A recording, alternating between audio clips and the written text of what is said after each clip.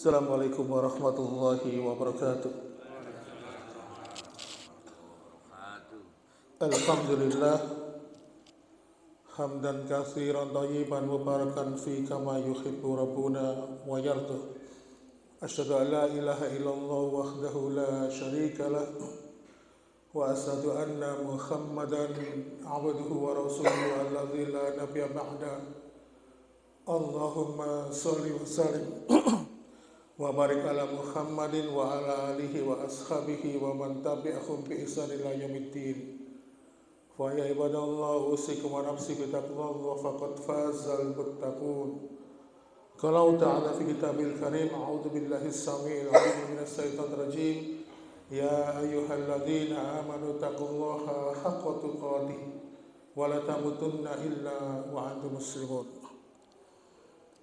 Alhamdulillah, senantiasa kita bersyukur kepada Allah. Pada kesempatan pagi subuh ini kita dipertemukan, dipersuakan kembali oleh Allah Subhanahu wa taala dalam sebuah suasana yang berbahagia. Mudah-mudahan kelak ketika di akhirat nanti kita kembali dipertemukan oleh Allah dengan apa yang kita tunaikan pada kesempatan di pagi hari ini. Sesuai dengan judul yang disampaikan oleh panitia, ini sebenarnya berkaitan dengan ibadah Ramadan, tentang 3 balasan, tentang 3 amal, yang dimana 3 amal itu balasannya tiada batas. Pembahasan ini diawali dari sebuah hadis yang diriwayatkan dari Imam Ahmad, bahwasannya Rasulullah SAW mengajarkan kepada kita sebuah doa. Hadis ini riwayat Imam Ahmad, derajat hadisnya hasan. Allahumma inni as'aluka hubbaka wa hubba man yuhibbuka wa hubba amalin yuqaribuni ila hubbika. Ya Allah, aku memohon kepadamu cintamu. Juga aku memohon cintanya orang-orang yang menyintaimu. Dan aku juga memohon kepadamu, ya Allah, cinta yang bisa mendekatkan kepada cintamu. Di sini Rasulullah SAW memohon tentang 3 permintaan. Tetapi pembahasan kita bukan pada permintaan yang pertama, bukan pada permintaan yang kedua, tapi pembahasan kita pada pagi hari ini adalah tentang permintaan yang ketiga. Rasulullah SAW ingin mendapatkan cinta Allah dari amal-amal yang dicintai oleh Allah. Jadi kalau kita ingin mendapatkan cintanya Allah, salah satunya adalah dengan melakukan amalan-amalan yang dicintai oleh Allah Subhanahu wa taala. Oleh karena itu, ma'asyiral muslimin, salah seorang ulama yang cukup masyhur di kalangan tabi'ut tabi'in yang bernama Imam Ibnu Qudamah, beliau menyampaikan ada 3 amal yang dicintai oleh Allah, dan 3 amal ini balasannya tiada batas. Saking luar biasanya amalan ini sampai Allah tidak bisa, maksudnya sampai Allah itu memberikan pahala yang tiada batas. Oleh karena itu akhirnya apa? Kita jadi paham, ternyata amal itu beragam. Jadi amal itu punya berat atau bobot yang berbeda. Begitu halnya dengan kita. Setiap diri kita dan orang lain berat badannya tidak sama. Saya ini kemarin timbang berat badan sebelum puasa, berat badan saya 110. Karena balung saya terbuat dari besi, ototnya dari kawat. Padahal gajinya buatan kata. Karena terbuat dari besi tadi, akhirnya berat badan 110. Mungkin Pak Prayet berat badannya sekitar 70, mungkin Bapak yang lain ada yang 60, bahkan ada yang kurus mungkin 40 atau sekitar 50. Amal itu juga begitu, tidak sama, bobotnya tidak sama. Oleh karena itu, Ibnu Qudamah memberikan sebuah gambaran ada 3 amal yang amalan itu balasannya di hadapan Allah itu tiada batas. Kalau mungkin misalnya sholat itu pahalanya diterangkan 27 derajat, kemudian bersedekah itu balasannya dikalikan 700 kali lipat, Ya, kemudian kalau kita ini setelah sholat subuh ini tidak pulang berzikir sampai waktu duha, lalu ketika memasuki waktu duha itu kita melaksanakan 2 rakaat sholat isyraq, maka disebutkan pahalanya seakan-akan kita ini mendapatkan balasan ibadah haji dan umroh. Tapi ketika amal ini tidak disebutkan berapa nilainya, sehingga nanti di akhirat diperlukan namanya mizan. Jadi kalau misalnya mizan itu untuk menimbang amalan-amalan yang tiada batas. Kalau misalnya kita ini beli beras 1 kintal, kemudian ditimbang dengan timbangan digital, timbangan yang pakai yang canggih itu nggak kuat, makanya harus dibelikan timbangan yang pakai timbel. Nah, mizan ini timbangan yang di atas itu. Karena apa? Tidak mampu menahan beban amalan besaran yang itu. Oleh karena itu, ma'asyiral muslimin jamaah sekalian, ketiga amal ini apa saja?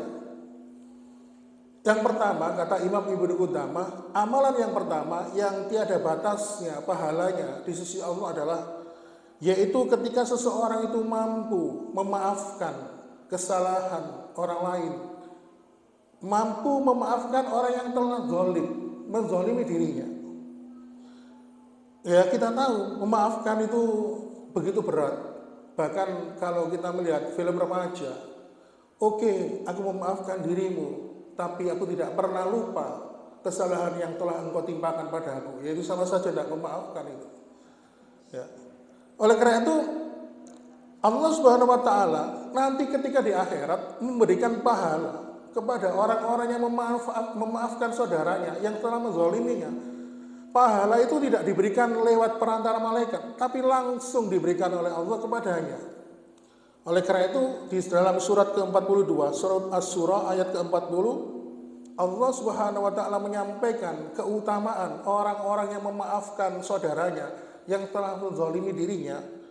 Faman afa wa aslaha fa ajruhu 'ala Allah innahu la yuhibbuz zalimin. Barang siapa yang memaafkan dan berbuat baik kepada orang yang telah zalim, kepada yang telah jahat kepadanya, maka pahalanya dari Allah. Sungguh dia tidak menyukai orang-orang yang zalim. Di situ disebutkan ajruhu ilallah. Pahalanya langsung diberikan oleh Allah. Tidak disebutkan berapa nilainya pahalanya. Jadi salah satu cara Allah itu merahasiakan keutamaan balasan amal itu tidak pernah disebutkan jumlahnya. Misalnya seperti yang saya sebutkan tadi, kalau haji itu balasannya, kalau haji mabrur itu balasan surga. Kalau jihad fisabilillah ya, mati balasannya surga. Di sini tidak disebutkan oleh Allah memaafkan saudara yang lain. Maka ada hadis yang menyebutkan tentang keutamaan orang yang memaafkan ini. Nanti ketika di akhirat, orang-orang yang suka memaafkan saudaranya ini, ada malaikat yang berseru, man ajru Allah, siapa di antara kalian yang pahalanya nanti akan langsung diberikan oleh Allah. Maka orang-orang yang dulu dalam kehidupan dunia yang pernah dizalimi, dia memaafkan. Lalu mereka berkumpul di suatu tempat, ya, berkumpul di situ, lalu Allah pun memberikan pahalanya atas kerelaan hatinya memaafkan saudaranya langsung di tempat itu. Allah langsung memberikan. Ini menunjukkan bahwa bukti cintanya Allah kepada mereka yang pernah memaafkan. Makanya kalau diri kita ini pernah dihujat oleh orang lain, difitnah, ya, kehormatan diri kita dicoret-coret, ya, kemudian pokoknya dijelek-jelekan lah, maka maafkan. Jangan mudah baper, jangan mudah terbawa perasaan. Cuek aja. Hanya Allah yang tahu, relakanlah. Kenapa? Kalau ada orang yang menjelek-jelekan kita, menzalimi kita, itu sebenarnya ya atas izin Allah juga untuk menguji keimanan kita. Oleh karena itu, kalau kita ini dizalimi oleh orang lain, maka sebelum yang bersangkutan itu meminta maaf, maka kita segera memaafkan. Kemudian jangan lupa, ya, Loh, terus nanti kalau saya memaafkan gimana? Apakah dengan kesalahannya itu? Tenang. Ketika nanti ada orang yang menzalimi diri kita, lalu kita memaafkan, Allah boten sari, katanya orang-orang tua dulu. Allah itu tidak tidur. Allah tetap akan membalas perbuatan orang-orang yang zalim. Mereka tetap mendapatkan hukuman. Walaupun kita ini memaafkan mereka, Allah akan memberikan hukuman kepada orang-orang yang zalim. Karena apa? Zalim itu kata Rasul itu hutang. Sebelum orang itu mati, kezalimannya itu pasti akan dibayarkan di dunia. Oleh karena itu, Allah Subhanahu wa taala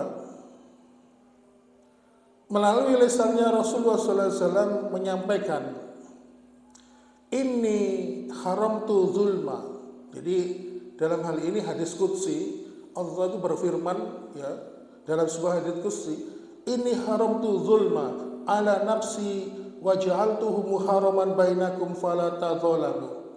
Aku ini kata Allah mengharamkan kezaliman untuk diriku dan aku jadikan kezaliman itu haram di antara kalian hai manusia dan janganlah kalian saling menzalimi. Makanya perbuatan zalim itu hutang, Pak. Sebelum kita minta maaf kepada yang bersangkutan, ya, makanya minta maaf atau minta ampunan kepada Allah dan minta maaf atau minta ampunan kepada orang yang telah kita zalimi itu beda. Kalau kita punya dosa kepada Allah cukup, ya Allah ampunilah dosa-dosaku dan kesalahanku. Tapi kalau saya punya kezaliman atau berbuat dosa kepada sesama manusia, kita harus minta maaf kepadanya. Pak Prayit, ngampunten sanget. Saya kemarin itu sempat ngerasani jenengan, Pak. Kula ngomong ngomong jenengan itu ngeten. Kula nyuwun ridho jenengan paringi pangapura teng kula. Itu prakteknya. Kira-kira purna. Kalau misalnya disuruh minta maaf seperti itu, Pak mohon maaf 2 bulan yang lalu saya pernah mencuri barang jenengan. Wah, itu prosedurnya begitu. Jadi jangan dikira mudah kalau kita berbuat zalim kepada orang lain. Kita harus minta maaf secara langsung. Kalau minta maaf kepada Allah langsung kepada Allah, pasti Allah mengabulkan karena Allah menjanjikan begitu. Tapi inilah Allah mencegah kita untuk berbuat zalim antar sesama manusia. Oleh karena itu perbuatan zalim ini selama namanya hutang pasti akan ditunaikan di dunia. Makanya Rasulullah SAW bersabda, "Babani maftuhani muajjalani uqubatuhumna fid dunya wal akhirah." Ada 2 dosa yang Allah kasih balasannya di dunia ini. Yang pertama durhaka kepada orang tua dan zalim kepada sesama manusia. Makanya jangan suka menzalimi orang lain, dan kalau misalnya pas diri kita ini dizalimi, maka maafkanlah. Itulah besar pahalanya memaafkan orang lain, di mana pahala dari memaafkan orang lain itu tiada batas. Kemudian amalan yang kedua, amalan ini yang dicintai oleh Allah, dan amalan ini juga tiada batasnya sampai tidak diketahui berapa besaran pahala. Karena Allah merahasiakannya, yaitu bersabar. Sabar itu berat. Makanya para nabi dan rasul itu mereka ada yang diberikan gelar ulul asmi. Pertama karena apa? Karena faktor mereka diuji dengan kesabaran yang luar biasa. Makanya ketika ada hamba Allah, yaitu diri kita manusia yang mampu untuk bersabar, maka Allah Subhanahu wa taala memberikan janji yang begitu besar berupa pahala balasan yang begitu besar bagi orang-orang yang bersabar. Sebagaimana ketika Allah Subhanahu wa taala berfirman di surat ke-39 Az-Zumar ayat ke-10, "Innama yuwafas sabiruna ajruhum bighairi hisab." Sesungguhnya hanya orang-orang sabar yang telah disempurnakan pahalanya bighairi hisab, tanpa hisab, tanpa batas. Bayangkan, orang-orang bersabar itu pahalanya tanpa batas. Makanya Allah menjadikan dunia ini sebagai tempat untuk ujian kesabaran. Siapapun namanya manusia pasti diuji. Mungkin diuji ekonominya, diuji kesehatannya, terus pokoknya diuji lah. Bahkan saya ini pun juga pernah diuji, Pak. Saya ini kemana-mana sering ngomong ke jamaah ya. Marilah kita senantiasa bersabar kepada Allah. Ternyata saya diuji sabar. Wah, kurang. Makanya kadang-kadang saya itu mikir, ya Allah, ternyata berat juga ya. Duduk di hadapan Bapak Ibu sekalian ngomong gini. Ternyata, waduh, luar biasa. Makanya sampai Allah mengingatkan, jangan sampai engkau berkata tetapi engkau tidak melakukan. Makanya itu sebuah peringatan terkhusus bagi saya yang duduk di hadapan panjenengan. Oleh karena itu, ma'asyiral muslimin, orang berpuasa itu juga bersabar, menahan godaan hawa nafsu, dan kenikmatan sabar itu nanti ketika endingnya, akhirnya, kenikmatan orang berbuka itu, kenikmatan orang berpuasa itu ketika dia berbuka. Oleh karena itu, ma'asyiral muslimin, kelak nanti ketika manusia digiring masuk ke dalam surga, dikumpulkan, ketika akan memasuki pintu surga, para malaikat itu mengatakan, salamun alaikum bima sabartum, selamat, kalian telah sukses masuk ke surga ini. Karena apa? Karena kesabaran kalian di dalam kehidupan dunia. Oleh karena itu, dunia itu tempat ujian kesabaran, dunia itu tempat proses kita. Dan beda dengan kehidupan surga. Sampai Allah sebanyak 90 kali menyebutkan kata sabar di dalam Al-Quran. Ini artinya apa? Menunjukkan sabar itu mempunyai keutamaan yang luar biasa. Oleh karena itu, para nabi dan rasul terdahulu, mereka itu diuji dengan kesabaran. Dan setiap nabi dan rasul itu dulu tuh diberikan tugas oleh Allah. Salah satunya adalah angon. Angon itu menggembala kambing. Makanya ibu-ibu kalau melihat ada bapaknya atau anaknya yang kurang sabar, disuruh angon aja. Apalagi di daerah sini kan banyak bebek ya, angon bebek. Itu saya kalau melihat ada orang angon bebek itu sampai ratusan jumlahnya, kadang-kadang saya tuh geleng-geleng kepala, gimana caranya bisa ngangon sebanyak itu. Makanya atau mungkin kalau kurang sabar ya menggembala. Jadi salah satu tips agar untuk melatih kesabaran, para ulama dulu mengatakan para nabi dan rasul itu ditugaskan untuk menggembala kambing. Oleh karena itu, ma'asyiral muslimin, sabar ini perkara yang besar dan berat di sisi Allah, sehingga nanti Allah yang akan membalasnya pahala kesabaran. Dan yang ketiga, pahala atau amal ibadah yang berat timbangannya di sisi Allah, sehingga pahala dari amal itu tidak ada batasnya adalah, yang ketiga adalah perbuatan amal soleh, amal ibadah yang dilakukan di bulan Ramadan. Setiap kita menjalankan ibadah di bulan Ramadan, Allah membalasnya dengan pahala balasan yang tiada batas. Pernahkah kita menjumpai dari hadis maupun dari Al-Quran, kalau kita berpuasa kita akan mendapatkan pahala demikian surga, atau kalau kita berpuasa kita akan mendapatkan pahala sebesar gunung ini, gunung itu? Kalau kita lihat tidak ada. Allah mengatakan, wasaumuli wa ana jazibi, sesungguhnya puasa itu untukku kata Allah, dan aku ini sendiri yang akan membalasnya.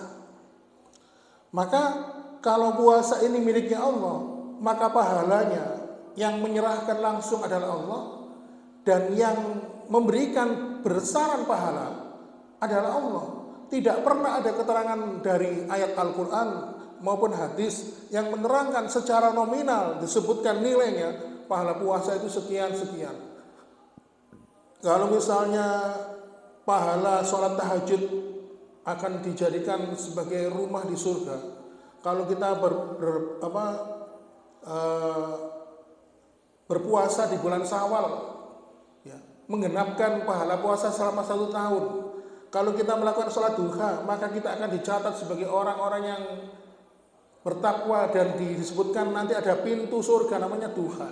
Tapi tidak ada satu keterangan pun dalam hadis maupun Al-Quran yang menerangkan besaran nilai pahala puasa itu. Karena apa? Nanti puasa itu yang akan diserahkan sendiri oleh Allah pahalanya, dan jumlah besaran pahalanya hanya Allah yang tahu. Oleh karena itu, ma'asyiral muslimin wa subhanallahi mu'minin rahimakumullah, Tidak itu saja, keistimewaan bulan Ramadan ini juga sebagai penghapus. Maksudnya apa? Menghapus kesalahan, dosa-dosa yang telah lalu. Makanya banyak para ustadz yang menyampaikan barang siapa, ya, ketika mengutip hadis, barang siapa yang berpuasa di dalam bulan Ramadan, minallah, karena Allah, atau mungkin melakukan ketaatan yang lain seperti sholat malam, qiyamul lail, karena Allah, maka amalan itu bisa menghapus dosa dan kesalahannya. Dan bulan-bulan yang lain tidak ada keistimewaan seperti bulan Ramadan. Karena apa? Bulan Ramadan itu kalau para ulama itu namanya lisidatil ramdha, yang artinya panas dan mampu menghapuskan dosa dan kesalahan. Bayangkan di dalam bulan Ramadan itu atmosfernya, atmosfer ketaatan, sampai orang yang terbiasa maksiat, Pak, ketika masuk dalam bulan Ramadan, mereka itu malu. Biasanya anak muda yang pacaran gitu ya, nggak mau pacaran di bulan Ramadan, nanti aja ngeteni yoyowan baru kita pacaran lagi, ketemu lagi, janjian. Atau mungkin orang-orang ini banyaklah kita lihat, bahkan orang yang nggak pernah sholat pun akhirnya apa? Banyak ikut puasa, terus banyak ikut sholat tarawih dan sebagainya, karena atmosfer ketaatan di bulan Ramadan itu kuat sekali. Oleh karena itu, ma'asyiral muslimin wa zubratal mu'minin rahimakumullah, akhirnya ibadah di bulan Ramadan ini timbangan amalnya nanti ditimbang oleh sebuah mizan, di mana mizan itu adalah sebuah timbangan yang mampu menimbang amalan manusia, hamba-hamba Allah tiada batas. Sebagai penutup pada pertemuan pagi ini, saya ingin menyampaikan sebuah kisah. Kisah ini sumbernya dari hadis yang sahih. Dikisahkan ada dua orang laki-laki, mereka ini bersahabat. Laki-laki yang pertama, sahabat yang pertama ini meninggal duluan. Dia itu banyak melakukan amalan-amalan sunnah, puasa sunnah, sholat sunnah, kemudian banyak bersedekah. Dan ternyata laki-laki yang pertama ini, yang meninggal duluan itu, dulu sempat ikut jihad fisabilillah dan mati syahid dalam medan peperangan. Lalu kemudian laki-laki yang kedua ini, dia meninggal satu tahun kemudian. Laki-laki yang kedua ini biasa saja, Pak, menjalankan ibadah ya, yang fardu-fardu saja, yang wajib-wajib saja, jarang melakukan amalan-amalan sunnah. Akhirnya ditakdirkan oleh Allah, dua laki-laki ini yang saling bersahabat itu dipertemukan di akhirat, lalu dipertemukan mereka dengan amal-amal mereka masing-masing. Ternyata laki-laki yang pertama yang meninggal 1 tahun yang lalu, yang meninggal 1 tahun duluan ini kaget dan sempat protes kepada Allah. Ya Allah, kenapa sahabatku ini yang meninggal setelah aku, pahalanya begitu besar di sisimu, engkau beri balasan yang luar biasa. Padahal setahu saya, dia itu biasa-biasa saja ibadahnya, hanya melakukan ibadah yang wajib, jarang melakukan ibadah sunnah seperti aku. Lalu Allah pun mengingatkan, bukankah engkau dulu mati duluan? Engkau banyak melakukan amal ibadah, engkau bahkan mati syahid di peperangan, engkau mati 1 tahun yang lalu, sedangkan 1 tahun kemudian sahabatmu ini mati. Dan ingat, dia selama hidupnya, kata Allah, dia tidak banyak melakukan amal ketaatan, hanya yang fardu. Tapi ingat, dia sebelum mati sempat merasakan ibadah di bulan Ramadan selama 1 bulan. Dan engkau tahu, aku melipat gandakan seluruh amal ibadah di dalam bulan Ramadan. Bayangkan, orang yang selama hidupnya biasa-biasa saja, ya, melakukan amal ketaatan, melakukan yang wajib-wajib saja, tetapi dia sempat menangi ibadah di bulan Ramadan, mampu mendahului keutamaan dalam amal di dalam kehidupan akhirat. Sampai orang-orang yang banyak menjalankan ketaatan di luar bulan Ramadan mampu disalib sama dia. Ini contoh bahwa Allah Subhanahu wa taala mengobrol pahala di bulan Ramadan. Bahkan sering kita mendengar dari para ustadz mengatakan bahwa Allah itu mensejajarkan amalan-amalan sunnah sejajar dengan wajib. Dan amalan-amalan wajib itu ditingkatkan derajatnya di sisi Allah Subhanahu wa taala. Oleh karena itu, marilah mumpung kita ini masih di awal bulan Ramadan, masih banyak kesempatan lain di dalam bulan Ramadan ini mungkin bisa kita tingkatkan intensitas kita dalam beribadah, dan Allah di samping juga melipat gandakan amal ibadah pahalanya, maka Allah juga menjanjikan seluruh rangkaian hari-hari di bulan Ramadan ini adalah waktu-waktu yang mustajab. Seluruh waktu di dalam bulan Ramadan ini, apalagi ketika bila berdoa itu dihaturkan permintaan doa itu oleh orang-orang yang berpuasa, maka Allah pasti akan membalas atau mengaminkan atau mengijabah doa-doa tersebut. Oleh karena itu mungkin ini untuk masalah doa ini mungkin bisa kita bahas pada kesempatan yang lain, bagaimana cara Allah mengabulkan doa manusia, dan tentu nanti juga akan banyak sekali kisah-kisah para sahabat yang mereka dapat mengabulkan doa dari Allah, mungkin kepada kesempatan lain bila kita memungkinkan. Tetapi pada kesempatan ini mungkin saya pada pertemuan yang berikutnya lebih sedikit menekankan pada keutamaan-keutamaan dalam beribadah di dalam bulan Ramadan. Demikian jamaah sekalian yang dapat kami sampaikan. Mungkin kalau durasinya lama, mohon maaf. Bila ada kekurangan saya juga mohon maaf. Dan saya akhiri, Assalamualaikum warahmatullahi wabarakatuh.